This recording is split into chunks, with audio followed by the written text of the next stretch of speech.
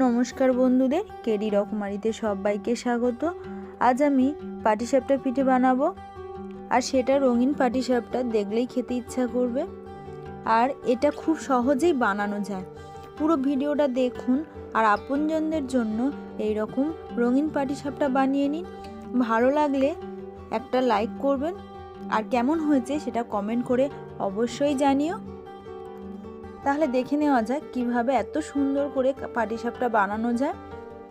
তার জন্য আমি এখানে তিনটে জিনিস নিয়ে নিয়েছি, মানে উপকরণ। একটা হচ্ছে সুজি, এটা আমি শুকনো সুজি নিয়ে নিয়েছি 100, আর ময়দা নিয়ে নিয়েছি 1.25 বাটির মতো, আর নিয়েছি এখানে কিছু চাল ভিজিয়ে রাখছি। গোবিন্দভোগ চালটা নিয়েছি, তাহলে পাটিসাপটাটা খুবই টেস্টি হয়। তো গোবিন্দভোগ চালটা আমি 1 ঘন্টা ধরে ভিজিয়ে রেখেছিলাম।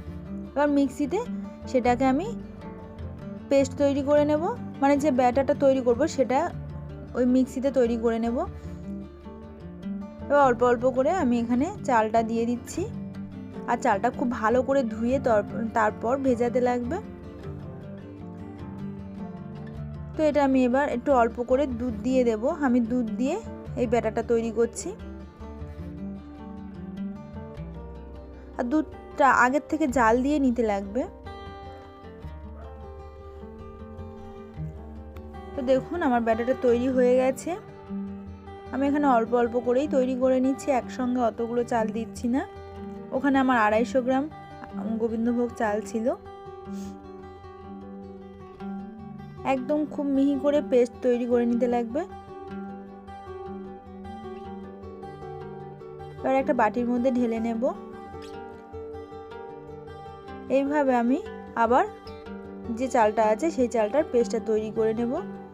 দেখুন কত সুন্দর একটা স্মুথ ব্যাটার তৈরি হয়েছে। এবার এর মধ্যে আমি সুজিটা দিয়ে দেব, তবে সুজিটা আমি ধুয়ে নিয়েছি, দেখতেই পাচ্ছেন। সুজিটা ধুয়ে তারপরে দিচ্ছি। এখানে সুজিটা পুরোটাই দিয়ে দেব।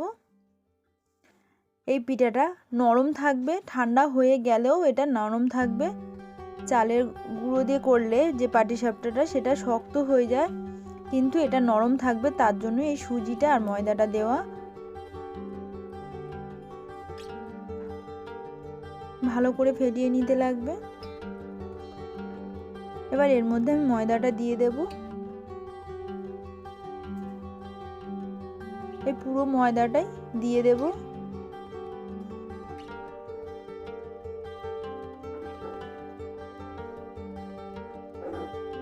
এবার এই ময়দাটা দেওয়ার পরে ভালো করে ফেটিয়ে ব্যাটারটা তৈরি করে নিতে লাগবে। একটু যেন গোটা গোটা না থাকে। দেখুন, আর এটা খুব ঘন হয়ে গেছে। এবার দুধ দিয়ে এটাকে পাতলা করে নেব। আমি ব্যাটারটা পুরোটাই দুধ দিয়েই তৈরি করছি।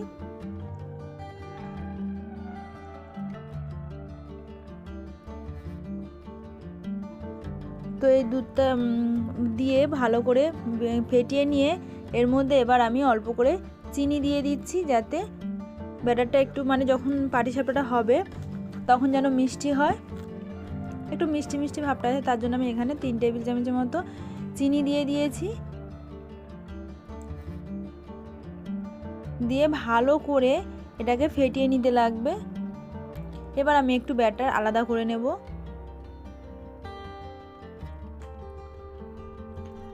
এবার আমি এখানে ফুড কালারটা মেশাবো।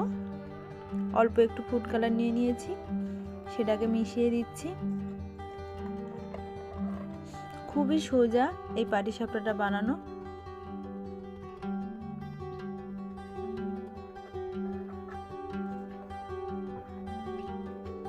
তো আমার এখানে পুরো কালারটা ভালো করে মেশানো হয়ে গেছে।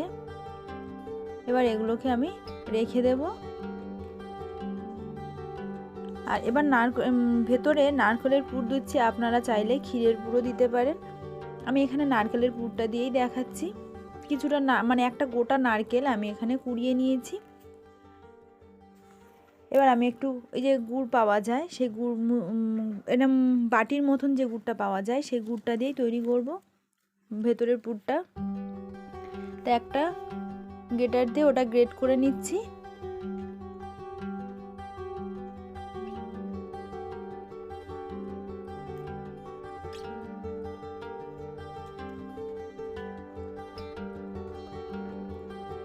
তো পুরোটা আমার গ্রেট করা হয়ে গেছে এখানে যতটা লাগবে।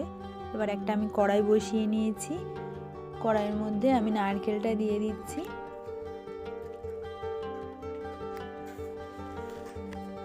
নারকেলটা দিয়ে একটু নাড়াচাড়া করে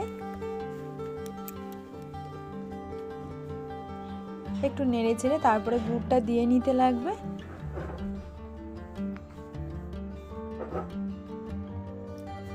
গুড়টা দিয়ে একটু নেড়ে চেড়ে ভালো করে মিশিয়ে নিতে লাগবে।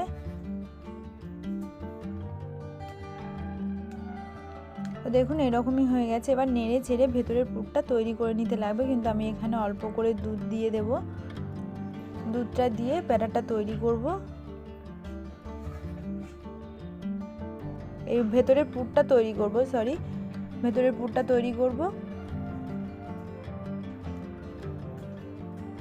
তো এইভাবে নেড়ে চেড়ে পুরটা একদম তৈরি করে নিতে লাগবে। তো দেখুন আমার এখানে পুরটা তৈরি হয়ে গেছে।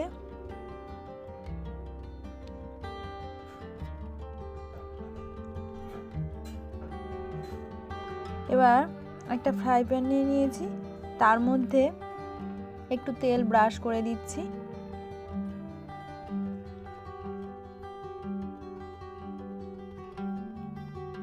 এবার ওই একটা প্লাস্টিকের মধ্যে কোণ করে নিয়েছি, মানে ব্যাটারটা ওই রঙিন ব্যাটারটা ভরে কোণ করে নিয়েছি, নিয়ে একটুখানি কেটে দিয়েছি।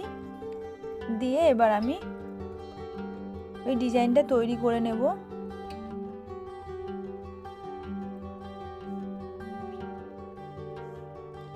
আপনারা যেমন খুশি ডিজাইন করতে পারেন, তবে খেতে খুব ভালো লাগে আর দেখতেও খুব সুন্দর হয়।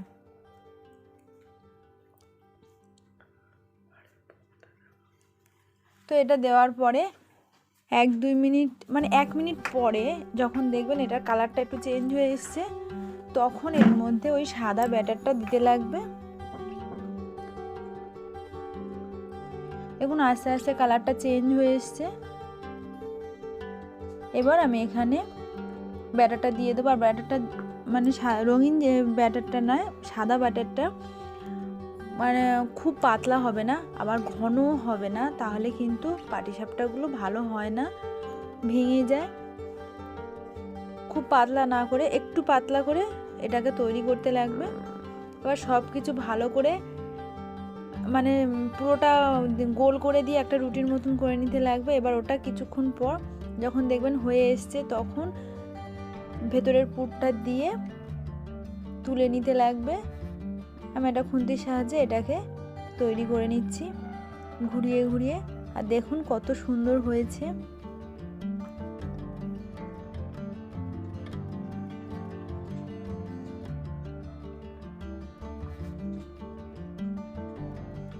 কত সুন্দর এরকমভাবে ঘুরিয়ে ঘুরিয়ে তৈরি করে নিতে লাগবে। আর কত ভালোভাবে এই পাটিসাপটাটা উঠে যাচ্ছে।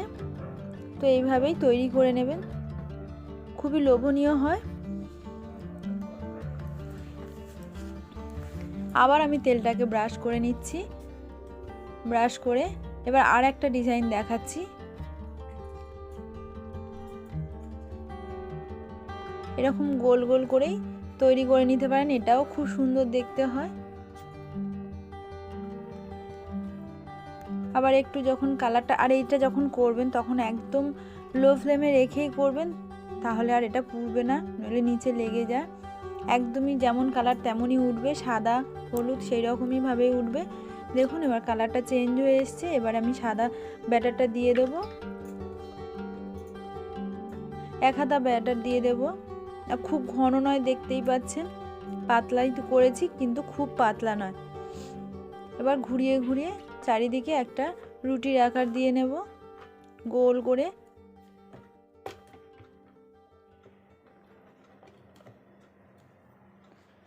এবার যখন এটা হয়ে আসবে তখন আবার দেখুন হয়ে গেল, ওই হলুদটা হালকা করে দেখা যাবে। এবারে পুরটা দিয়ে নিতে লাগবে, ভেতরের পুরটা দিয়ে আবার আমি তুলে দেখিয়ে দিচ্ছি কত সুন্দর হয়েছে। আপনারা চাইলে ক্ষীর দিয়েও তৈরি করতে পারেন ভেতরে।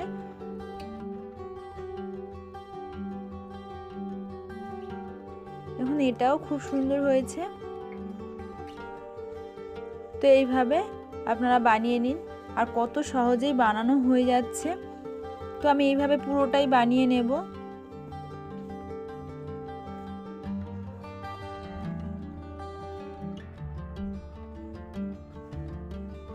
তো দেখুন আমার পুরোটাই তৈরি হয়ে গেছে, কত সুন্দর হয়েছে। এই পাটিসাপটাটা যেমন খেতে স্বাদ, পাটিসাপটাটা তো এমনিই তো খেতে স্বাদ হয়। তো দেখুন কত সুন্দর হয়েছে আর খুবই টেস্টি হয়। তো আপনারা বাড়িতে এইভাবে বানিয়ে নিন আপনজনদের জন্য। আর ভালো লাগলে লাইক করবেন, বেশি বেশি করে শেয়ার করবেন, আর কমেন্ট করে জানাতে ভুলবেন না কেমন হয়েছে। আর নতুন বন্ধুদের জন্য বলছি, চ্যানেলটি সাবস্ক্রাইব করে পাশে থাকার অনুরোধ রইল। পুরানো বন্ধুদের ধন্যবাদ জানিয়ে আমি ভিডিওটা শেষ করছি। আর কেমন হয়েছে অবশ্যই কমেন্ট করে জানাবেন। ধন্যবাদ পুরো ভিডিওটা দেখার জন্য। আবার নতুন কোনো ভিডিও নিয়ে আবার আপনাদের সামনে চলে আসবো।